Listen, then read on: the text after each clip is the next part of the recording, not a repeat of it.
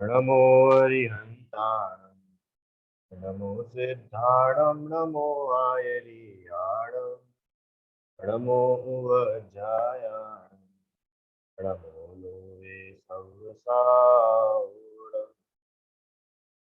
दीनं वनमेसा वीतराग विज्ञानता शिव स्वरूप शिवका नमः त्रियोग समारिके। पंडित दौलतराम जी कृत छह ढाला की छठी ढाल में हमने अभी तक मुनिराज का सम्यक चारित्र का जो पार्ट है, मुनिराज के 28 गुण गुण आदि, इसकी चर्चा करी थी। अब हमको जो नया विषय है, इसकी एग्जाम भी आप लोगों की हुई थी और मैंने रिजल्ट अभी डाला नहीं है ग्रुप पर। मैं आज आप लोगों का रिजल्ट भी बता दूंगा किसके कितने मार्क्स है। ठीक है। और अभी अपन शुरू करते हैं छठी ढाल का दूसरा भाग, जिसमें मुनिराज के स्वरूपाचरण चारित्र का वर्णन किया है। ठीक है, आइए शुरू करते हैं। चंद नंबर 7 तक हफ्ता हो गया था, 8वें नंबर से हफ्ते को शुरू करते हैं स्वरूपाचरण चारित्र का वर्णन। चलिए छंद पढ़ते हैं फिर शुरू करेंगे। जिन परम पैनी सुबुधि छेनी दारी अंतर भेदिया वर्णादि अनुरागादिते निज भाव को न्यारा किया निज माही निज के हेतु निज कर आपको आपे गयो गुण गुणी ज्ञाता ज्ञान गे मझार कछु भेद न रही। अब यहाँ पर जो है मुनिराज का जो स्वरूपाचरण चरित्र है, मतलब जो निश्चय से मोक्ष का कारण है, उसकी यहाँ पर चर्चा शुरू कर रहे हैं। बहुत इंटरेस्टिंग टॉपिक है। और अब ये बिल्कुल छह ढाला का आखिरी एफसी का पोर्शन शुरू हो चुका है। मतलब अब ये है कि जो सीधे मोक्ष हो रहा है। ठीक है। हम लोगों ने कहाँ से शुरू किया था? पहली ढाल में निगोद से, याद है ना? काल अनंत निगोद मझार। फिर निगोद से निकल करके जीवों के चारों गतियों के दुख बताए, फिर वो दुखों का कारण बताया, फिर दुखों से बचने के उपाय बताए। तो तीसरी ढाल में सम्यक दर्शन, चौथी ढाल में सम्यक ज्ञान और एक देश सम्यक चारित्र। पर उन्होंने बोला कि अभी भी तुम पूर्ण सुखी तो नहीं हो पाओगे। फिर क्या करें साहब? कि मुनि दीक्षा लो। तो 12 भावना के चिंतन पूर्वक छठी ढाल में मुनि दीक्षा बताई। अब मुनि दीक्षा लेने पर हम सुखी हो जाएंगे क्या? कि अभी भी तुम्हारा मोक्ष नहीं होगा। फिर क्या करें? कि स्वरूपाचरण चारित्र ये मोक्ष का कारण है। ये मानो ये बिल्कुल फाइनल स्टेप है मोक्ष की, कर्मों की निर्जरा की। मात्र मुनि दीक्षा ले लेने से कर्मों की निर्जरा नहीं होगी। स्वरूपाचरण चारित्र के बिना निर्जरा नहीं, जिसको बोलते हैं आत्मलीनता। ठीक है। उसकी चर्चा यहाँ पे शुरू करते हैं। बहुत बढ़िया। जिन परम पैनी सुबोधि छैनी डारी अंतर भेदिया वर्णादि अरु रागादिते निज भाव को न्यारा किया। ये दो लाइन का अर्थ समझते हैं। हम्म। छेनी मतलब पता है आप लोगों को छेनी क्या होती है? छेनी किसी को पता है? ऐसे ठोकते उससे, है ना? आप लोगों ने मूर्ति बनते हुए देखी? कभी किसी ने मूर्ति बनते हुए देखी है क्या? बताओ। नहीं देखी है? मूर्ति कैसे बनाते हैं? आपको क्या लगता है कि इसे हाथ अलग से बनाया, फिर हाथ उसमें लाके चिपकाया, नाक बनाई, नाक चिपकाई, ऐसे बनाते क्या मूर्ति को? बताओ। नहीं, ऐसे नहीं बनाते। फिर कैसे बनाते? कि एक पत्थर है और उसी पत्थर में जो बनाने वाला मूर्तिकार है, शिल्पकार है, उसको पता है कि यहाँ पर नाक रहेगी, यहाँ पर आंख रहेगी, यहाँ पर मुंह रहेगा, यहाँ पर कान रहेंगे, यहाँ पर ओठ बनेंगे, यहाँ पर गला बनेगा। उसको सब पता है और उसके अकॉर्डिंग वो क्या करता रहता है? उसको ऐसे ऐसे ऐसे ऐसे ऐसे ऐसे करके मारता है, छेनी से उस पर वार करता है। जो एक्स्ट्रा एक्स्ट्रा मटेरियल रहता है वो सब निकल जाता है और मूर्ति सामने आ जाती है। समझ में आया? मूर्ति कैसे बनाते? है ना। तो इस प्रकार से वो भेद विज्ञान मतलब वो समझता जाता है कि क्या क्या मेरे मूर्ति में मुझे रखने लायक है और क्या क्या इस मूर्ति के लिए काम का नहीं है, तो उसको मैं अलग करूं, उसको मैं निकालूं, बाहर करूं, है ना। उसी प्रकार से जो मुनिराज है वो भी छेनी चलाते कि कहाँ चलाते महाराज जी छेनी? क्यों मुनिराज छेनी चलाएंगे क्या? छेनी चलाने का काम है क्या मुनिराज? कि हाँ, कौन सी छेनी? कि भेद विज्ञान रूपी छेनी। भेद विज्ञान रूपी छेनी से वो अलग अलग करते हैं, छान लेते हैं। क्या छान लेते हैं? कि मैं कौन हूँ और मुझसे भिन्न कौन है। भेद विज्ञान करना है ना, तो भेद विज्ञान किसके बीच में करेंगे? कि दो पदार्थों के बीच में, जो मैं हूँ, मेरे है, और जो मेरे नहीं है, उनके बीच में भेद विज्ञान होगा, है ना। तो क्या लिखा है? जिन परम पैनी सुबुधि छेनी, डारी अंतर भेदिया। मतलब मुनिराज ने, जिन मतलब जो वो वीतरागी मुनिराज है जिनकी अभी तक हम बात कर रहे थे, उन्होंने परम पैनी, पैनी मतलब पता है? पैनी, पैनी मतलब तीक्ष्ण, तीक्ष्ण। आपको अगर किसी चीज की धार बनानी है तो वो तीक्ष्ण बिल्कुल तीखा होना चाहिए कि ऐसा नॉर्मल खराब सा चलेगा? क्यों रिदम? धार बनानी है, उसको छेनी से उसको निकालना है, किसी भी चीज को काटना है, तो एकदम तीक्ष्ण चीज चाहिए, तीखी चीज चाहिए, बराबर। मोटे से होता है क्या? कुछ मोटा होगा तो मोटे से कुछ नहीं होगा, जितना बारीक होगा उतनी अच्छे से कटता है, निकलता है। तो ऐसे ही मुनिराज ने परम पैनी मतलब परम तीक्ष्ण सुबुद्धि छेनी। अब छेनी मतलब उनकी छेनी काय की मुनिराज की? सुबुद्धि। सुबुद्धि मतलब वेद विज्ञान रूपी छेनी। धारी अंतर भेदिया, अपने अंतर में उन्होंने उस भेद विज्ञान रूपी छेनी को डाला, भेद विज्ञान रूपी छेनी चलाई अंतर में, और क्या करा? कि वर्ण आदि अरुराग आदि, वर्ण आदि मतलब स्पर्श रस गंध वर्ण, ये वर्ण आदि, आदि में सब आ गया, स्पर्श रस गंध वर्ण चारों, और राग आदि मोह राग द्वेष रूप भाव कर, इनसे निज भाव को, अपनी आत्मा के भाव को न्यारा किया, अलग किया। ये तरीका है मोक्ष मार्ग का, भेद विज्ञान का, है ना। एक सेकंड लाइट ऑफ।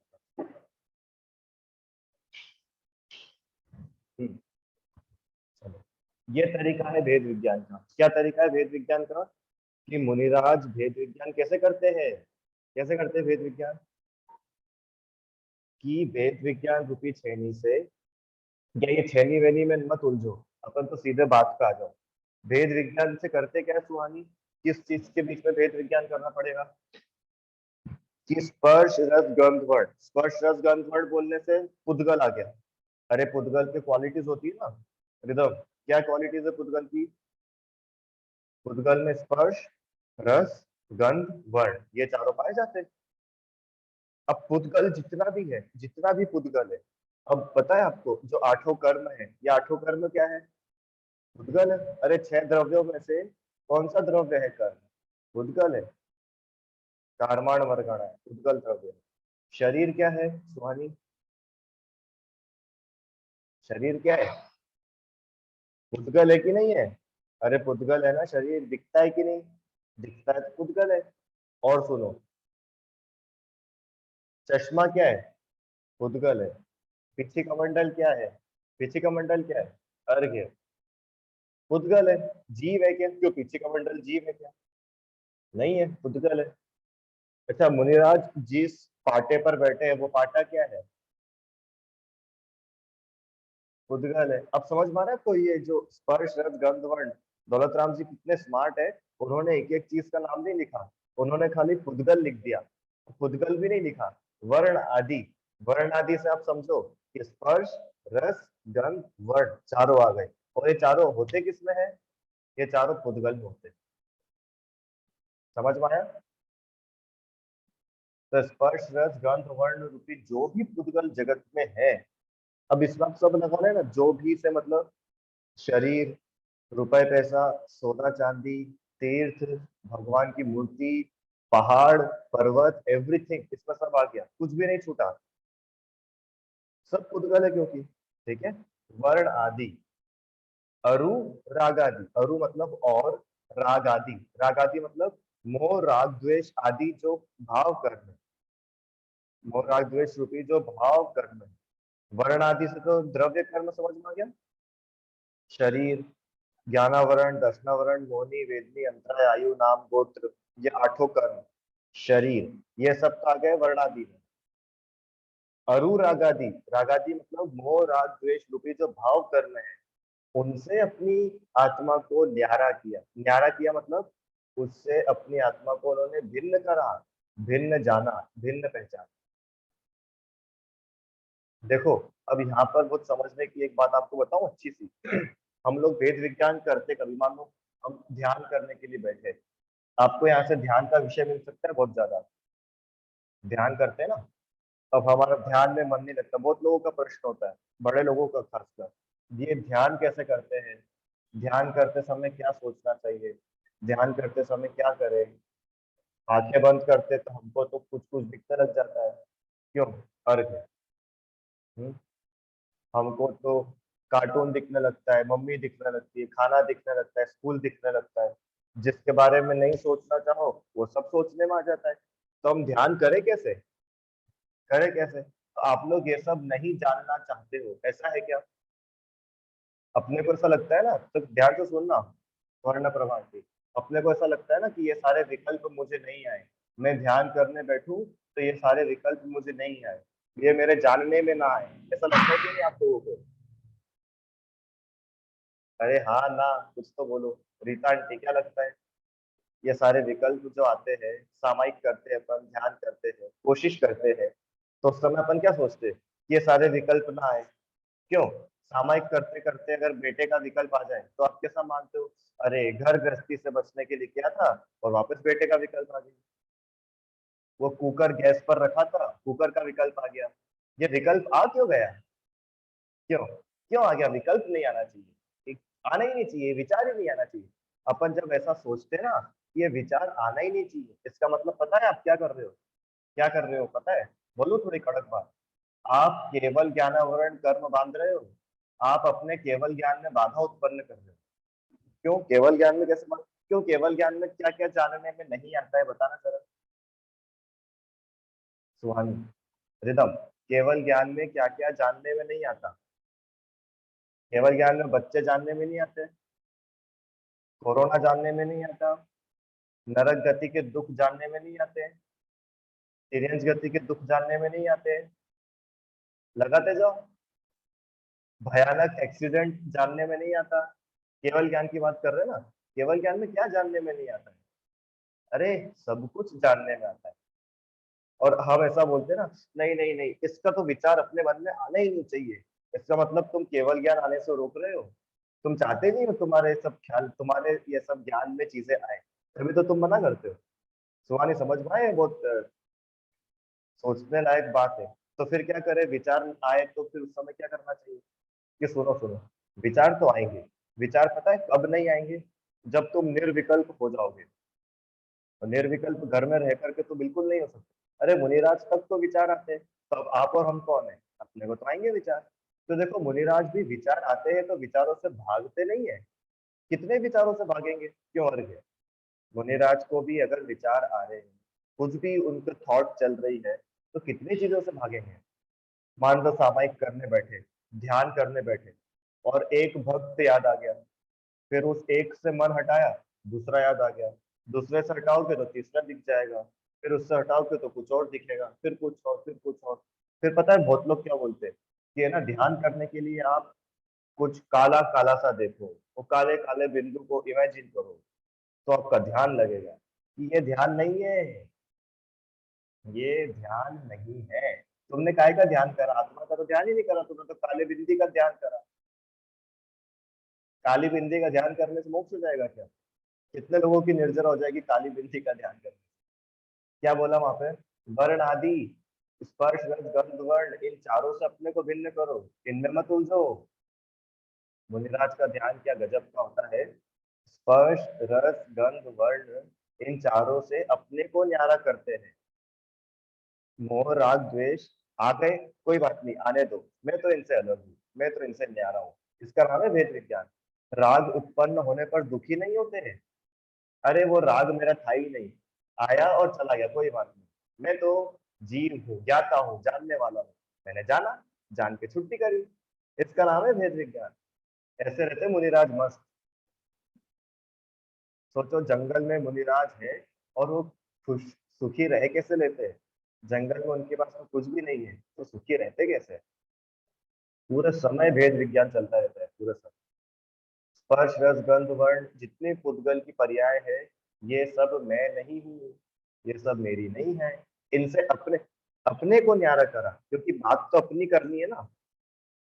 अरे अपनी तो बात हो ही नहीं, और अकेले उनकी उनकी उनकी अपन ने बात कर दी, तो फायदा क्या निकला?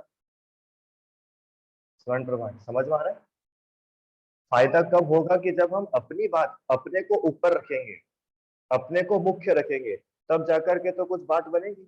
और अपन अपने को तो मुख्य ना रखे और खाली पुद्गल की बातें करते रहे, मोह राग द्वेष की बातें करते रहे, पाप हो गया, कषाय हो गई। अरे भैया ये सब हो गया, तू अपनी तो बात कर। ये तू इन रूप है क्या कि नहीं मैं तो इनसे अलग हूँ, तो बस खुश हो जाओ, तू भिन्न है इन सब से। कषाय होने के काल में भी तू कषाय से अलग था, कषाय रूप नहीं बन गया था। यह है भेद विज्ञान। वर्ण आदि अनुराग आदि से निज भाव को, अपने भाव को, अपने स्वभाव को उन्होंने न्यारा किया। हाँ महाराज जी बोलते हैं ना प्रवचन में, आत्मा स्वभावम पर भाव भिन्नम। ये समय जी की गाथा है, कलश या फिर गाथा का एक पोर्शन है समय जी का। आत्मा का स्वभाव पर भावों से भिन्न है। अब पर भाव मतलब, पर भाव की लिस्ट आप लोगों ने बनाई थी, याद हो तो? पर द्रव्य की लिस्ट बनाई थी ना अपन ने, पर द्रव्य पर भाव की लिस्ट। मोह राग द्वेष पर भाव है, मतलब जो जो भी आत्मा का स्वभाव नहीं है, वो सब पर भाव है। राग, भगवान की भक्ति। अब मैं देखो सब चीजें बता रहा हूँ आपको। भगवान की भक्ति पर भाव, राग पर भाव, द्वेष पर भाव, तीर्थ यात्रा की इच्छा पर भाव, मुनिराज को आहार देने की इच्छा पर भाव, पूजा करने की इच्छा पर भाव, हिंसा करने का भाव पर भाव। क्यों पर भाव? ये तो हम खुद कर रहे हैं कि तुम में हो रहे हैं, पर ये तुमसे अलग है।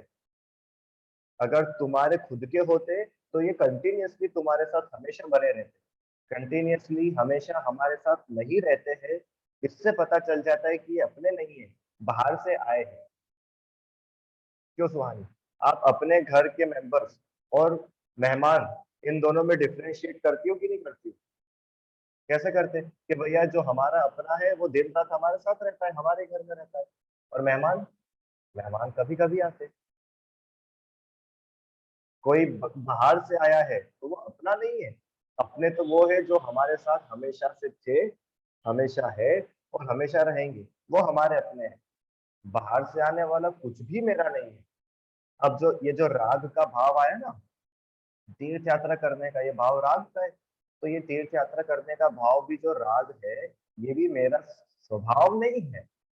वो लिखा ना निज भाव से राग करना मेरा स्वभाव है। अगर तीर्थ यात्रा करना आत्मा का स्वभाव होता, तो इतने सारे अरिहंत है, वो लोग तो तीर्थ यात्रा कर ही नहीं रहे। इतने सारे सिद्ध सिद्ध शिला में एक भी शिखर जी में नहीं आते नीचे उतर करके। क्यों? कितने सिद्ध भगवान नीचे आ गए शिखर जी में? कोई भी नहीं आया। इसका मतलब शिखर जी की यात्रा करना आत्मा का स्वभाव नहीं है। आप बात को पकड़ना। आप तीर्थ यात्रा करना छोड़ देना, मैं वो नहीं बता रहा हूँ। मैं बता रहा हूँ कि वो आत्मा का स्वभाव है कि नहीं। अगर आत्मा का स्वभाव हो तो सिद्ध भगवान भी उसको करेंगे। रीता आंटी समझ पा रहे हैं क्या? रोटी बनाना आत्मा का स्वभाव है क्या? रोटी खाना आत्मा का स्वभाव है क्या?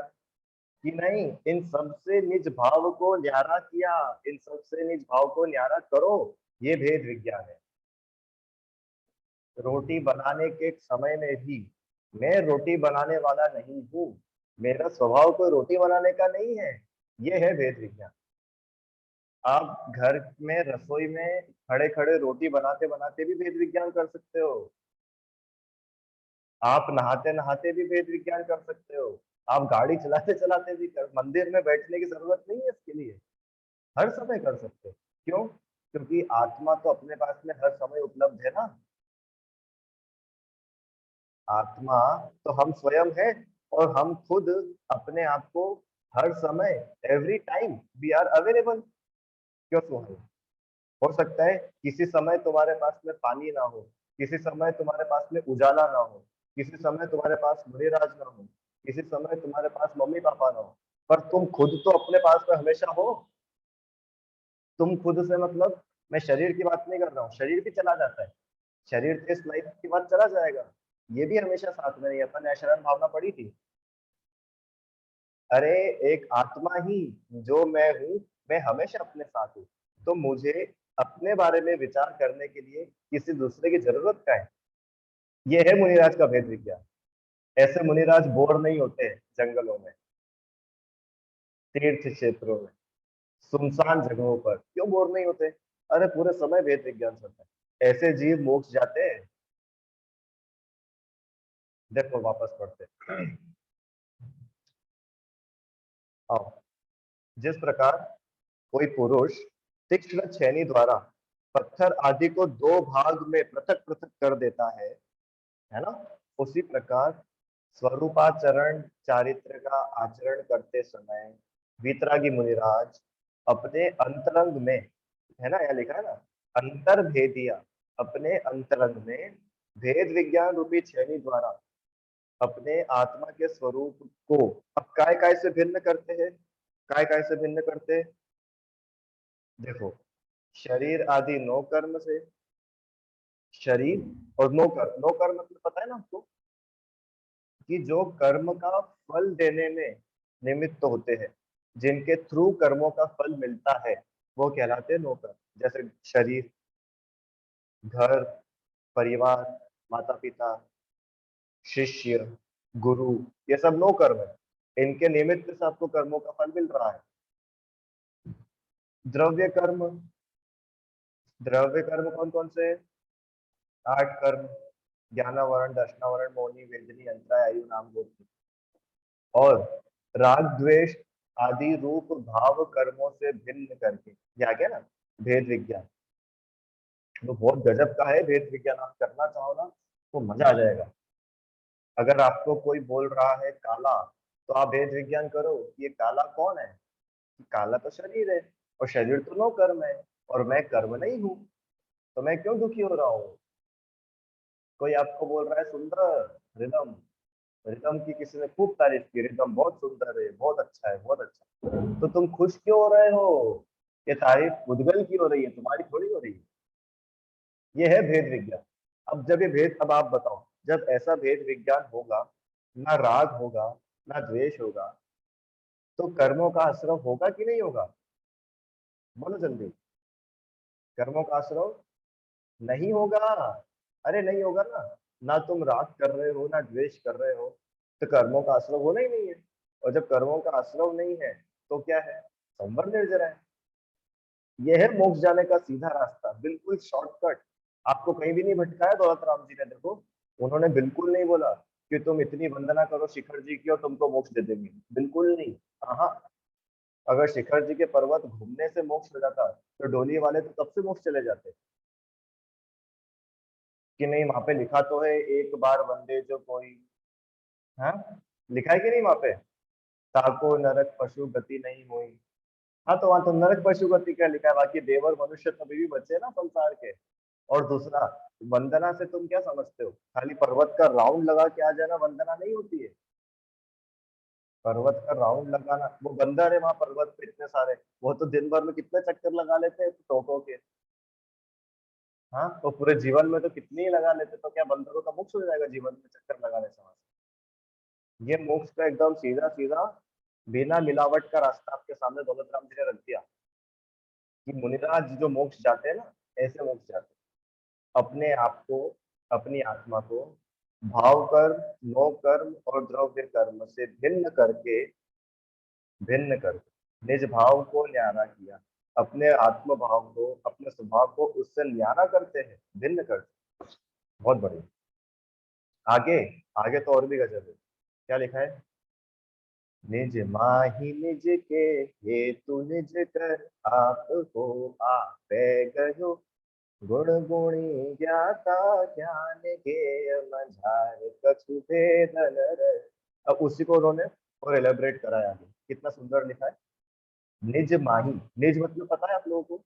निज मतलब क्या होता है, बोलो। निज मतलब अपना, स्वयं का। मैं, निज। और पर मतलब जो भी मुझसे अलग है वो सब पर। अब ये लाइन का अर्थ देखो, निज माही, निज के हेतु, निज कर, आपको आपे गयो। मतलब क्या हुआ? निज माही, निज मतलब अपनी आत्मा, माही मतलब में, माही मतलब पता था ना, माही मतलब में। निज माही अपनी आत्मा में, निज के हेतु आत्मा के लिए, दो बात हो गई। अपने आत्मा में, अपने आत्मा के लिए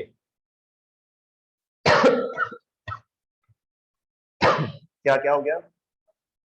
अपनी आत्मा में, अपनी आत्मा के लिए, निज कर, अपनी आत्मा को, आपको, आ गया ना, निज माही अपनी आत्मा में, निज के हेतु निज कर, निज के हेतु मतलब अपनी आत्मा के लिए,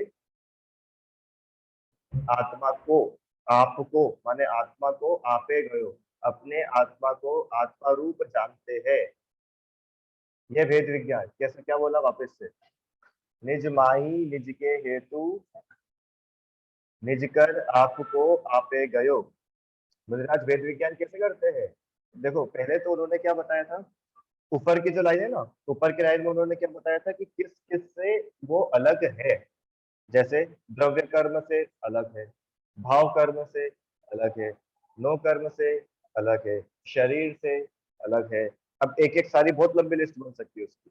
राग से अलग है, द्वेष से अलग है, आंखों से भिन्न है, शरीर से भिन्न है, भक्तों से भिन्न है, आहार से भिन्न है, पिछी कमंडल से भिन्न है, इन सब से भिन्न है। तो ये तो आपने बता दिया कि कौन कौन से भिन्न है, या कौन कौन वो नहीं है। आप ये तो बताओ कि वो है कौन फिर? अरे दोनों बात आती है ना। क्यों? जैसे मान लो अपने यहाँ कौन बच्चा है क्लास में? दिव्यांश है। दिव्यांश को मम्मी ने बोला बाजार से जाकर के संतरे खरीद के लाओ। अब दिव्यांश को मालूम ही नहीं संतरे कैसे होते हैं, तो मम्मी ने बोला कि सुनो, जो संतरे होते हैं ना, संतरे आम जैसे नहीं होते हैं, ठीक है। संतरे केरी जैसे नहीं होते हैं, ठीक है। संतरे लौकी जैसे नहीं होते, ठीक है। संतरे करेले जैसे नहीं होते। अरे वो सब ठीक है, आप ये तो बताओ कि संतरा होता कैसा है? ये भी तो बताना पड़ेगा कि नहीं बताना पड़ेगा? कि कैसा कैसा नहीं होता, उससे काम चल जाएगा। तो पहली लाइन में तो उन्होंने ये बताया कि आत्मा का स्वभाव कैसा कैसा नहीं है, राइट। अब दूसरी लाइन में आत्मा का स्वभाव फिर है कैसा, तो वो उन्होंने बताया। समझ में आ रहे हैं दोनों लाइन में क्या अंतर है? पहली लाइन में उन्होंने बताया कि जो आत्मा है, जीव है, वो मोह द्वेष रूप नहीं है, शरीर रूप नहीं है, 8 कर्म रूप नहीं है, 4 कषाय रूप नहीं है, 5 पाप रूप नहीं है। तो ये नहीं नहीं नहीं नहीं नहीं बताए। अब ये तो बताओ कैसा है कैसा? क्योंकि सब्जी मंडी तो बहुत बड़ी है। अब तुम नहीं नहीं नहीं बताओगे तो संतरे घर में आएंगे कब? तुम ये तो बताओ संतरा है कैसा, संतरे के बारे में तो बताओ। तो उसके लिए दौलत राम जी ने तीसरी लाइन में लिखा, अपने आत्मा में, अपने आत्मा के लिए, आत्मा को स्वयं जानते हैं। बस इतना है आत्मा, कि जो तुम हो ना स्वयं, बस वही आत्मा है। और इसके अलावा तुमको जो कुछ लग रहा है दिख रहा है वो तुम हो ही नहीं। कि वो मुझे 5 घंटे पहले बहुत तेज गुस्सा आ गया था, कोई बात नहीं, वो गुस्सा तुम नहीं थे, वो गुस्सा तुम्हारा स्वभाव नहीं। समझ में आ रहा है? वो मुझे 1 लाख लोग आकर के नमोस्तु कर रहे थे तो मुझे थोड़ी मान कषाय आ गई थी, कि कोई बात नहीं, वो मान कषाय भी तुम नहीं हो, शांत हो जाओ, घबराओ नहीं। ये है वेद विज्ञान। क्यों? तो फिर मैं कौन हूँ, मान कषाय करने वाला मैं नहीं था क्या? कि नहीं, तुम तो मात्र आत्मा थे, आत्मा हो और आत्मा ही रहोगे। ये वेद विज्ञान है। समझ में आया क्या? अपने आत्मा को स्वयं जानते हैं, तब उनके स्वानुभव में गुण गुणी, ज्ञाता ज्ञान, ये मंझार कछु भेद न रहे। और जब फिर मुनिराज जो अनुभव करते हैं, उसमें कुछ भेद बचता ही नहीं है। क्या गुण, क्या गुणी? गुणी मतलब जिसके अंदर गुण पाए जाते हैं वो गुणी। गुण मतलब जो भी क्वालिटी है। उदाहरण के लिए मिठास है गुण, और मिठास का गुणी है शक्कर, क्योंकि वो मिठास नाम का गुण शक्कर में पाया जाता है। ठीक है।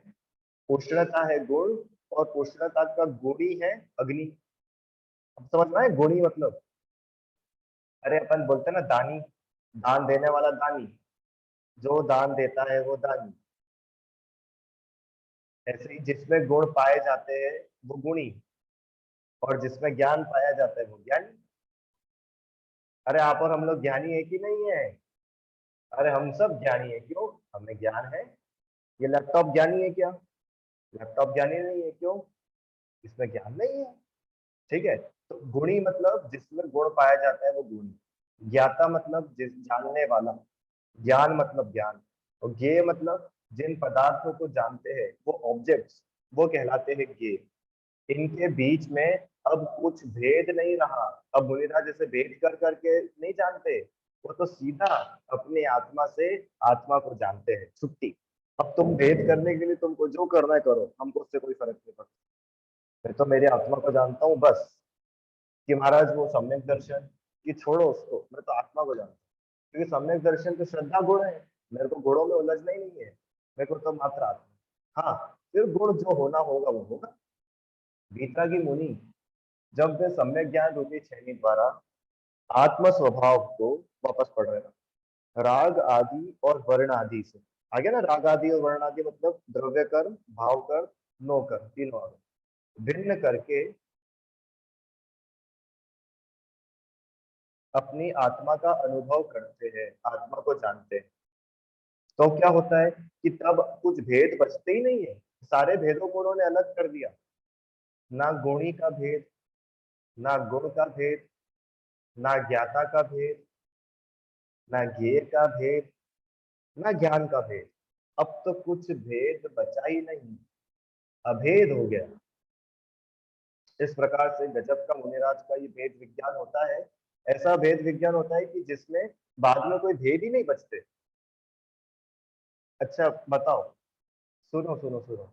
जब दिव्यांश को संतरा लेना आ गया तो फिर दिव्यांश ऐसा सोचता है कि अब मार्केट में जाके कि मुझे ये संतरा लेना है। अरे नहीं, ये तो गिलकी है, ये संतरा नहीं है। अरे ये तो लौकी है, ये संतरा नहीं है। अरे ये तो टमाटर है, ये संतरा नहीं है। ऐसा सोचेगा क्या वो? क्या करेगा कि अब तो उसको संतरे के बारे में पता चल गया ना, अब ज्यादा भेद नहीं चलेंगे। अब तो बस संतरा दिख रहा है, सीधे जाएगा, संतरा खरीदेगा और घर आएगा।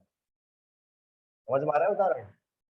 अब भेद नहीं करेंगे कि मैं आत्मा, मुझ में इतने सारे गुण, इतने सारे गुणों में इतनी सारी पर्याय, ये मेरा गुण है, ये मेरा गुण नहीं है। अब वो सब गया। अब मुनिराज इन सबसे ऊपर उठ गए हैं। अब इन सब की बात ही नहीं चल रही। अब तो मात्र मैं आत्मा बस। उसमें मजा है। आशा आंटी, उसमें मजा है। क्या मजा है? एक में तो आनंद है और अनेक में दुख है। एक आत्मा को जानने में आनंद है, और उस एक आत्मा को तुम इधर से भी पकड़ो, उधर से भी पकड़ो, इधर उधर इधर उधर इधर उधर करते जाओ तो परेशान हो जाओगे। इसलिए वहां पर लिखा कि अब मुनिराज के सारे भेद समाप्त हो गए। ना उनको गुणी का भेद रहा, ना गुणों का भेद रहा, ना जो जानने वाला है उसको भेद रहा, जिसको ज्ञाता जानता है ऐसे ज्ञेयों का भेद नहीं रहा। अब तो मात्र मैं जीव हूँ, बस ये विचार में है। इसका नाम है स्वरूपाचरण। स्वरूप प्लस आचरण। स्वरूप मतलब अपनी आत्मा का स्वरूप, और उसी में लीनता, उसी में मग्नता, वो कहलाता है स्वरूपाचरण। अपनी आत्मा में लीनता का नाम है स्वरूपाचरण। ये साक्षात मोक्ष का कारण है, साक्षात निर्जरा का कारण। शुद्ध भाव जिसको बोलते हैं शुद्ध भाव, ये है शुद्ध भाव। बहुत बढ़िया। अच्छा विषय है। इसके अपन और आगे चर्चा करेंगे, स्वरूपाचरण चरित्र का और वर्णन, और क्या क्या होता है इसमें। स्वरूपाचरण चैत्र में भी तो इतना बताया कि गुण आदि का भेद भी नहीं बचता, मैं मात्र जीव हूँ, इसका उनको दृढ़ श्रद्धान होता है। और क्या क्या नहीं होता है वो अपन और आगे पढ़ेंगे। बहुत अच्छी अच्छी बातें सुनाएगी किस प्रकार मुनिराज अपनी आत्मलीनता पूर्वक मोक्ष प्राप्त करते हैं। बिल्कुल क्लियर कट वर्णन दौलत राम जी ने इस छठी ढाल में करा है। चलिए, तो आज अपन इतना ही रखते हैं। कुछ प्रश्न हो तो आप लोग पूछिए। और मेरे हिसाब से लगभग अपने को ये महीने के एंड तक, लगभग मई एंड तक अपनी छह ढाला का स्वाध्याय पूरा हो जाएगा, ऐसा मुझे लगता है। फिर उसके बाद अपन विचार करेंगे कि अपने को आगे कुछ कंटिन्यू करना है, क्या करना है, उसका विचार करेंगे। आप लोग भी सोच के रखो, आपको अगर कुछ हो विचार की ये करना है अपने को ना, बताना। ठीक है। और एग्जाम की जो रिजल्ट है वो मैं अभी आप लोग को ग्रुप पे शेयर करूंगा।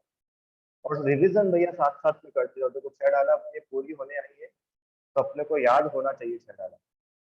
क्या है कि चीजें याद रहती है ना, तो आपको फटाफट क्लिक होएगी, समझ में आएगा।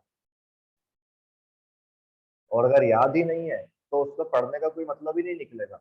इसलिए उसको याद करो, आपको हर समय उसका रेफरेंस मिलता रहेगा, तो आपको मजा आएगा। अगर आपको थोड़ा सा भी राग उत्पन्न हो रहा है तो छह डाला फटाफट बोलेगी, ये राग आग दहे सदा ताते समामृत से। वो भी याद दिलाएंगे दौलत राम जी आपको, ये राग आगे, इसमें जलो मत। आश्रव अगर अच्छा लग रहा है तो दौलत राम जी याद दिलाएंगे, आश्रव दुख रूप, आश्रव दुखकार घरे रहे, बुद्धिवंत तिन्हें निर्जरे।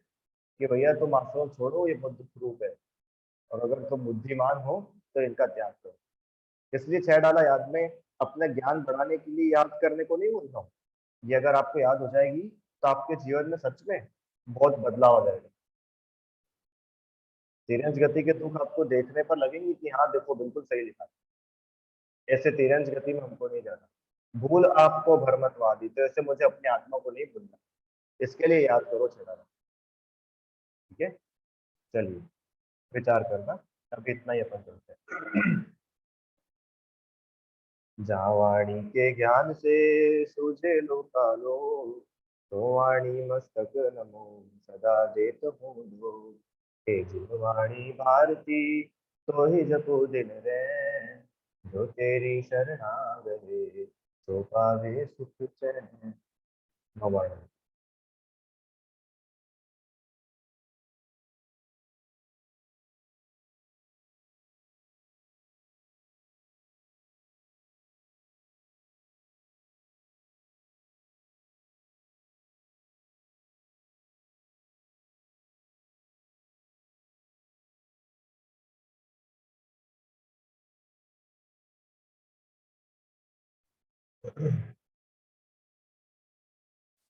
जब लोग द्वादशांग में जिनवाणी माता की जय हो, महान जैन धर्म की।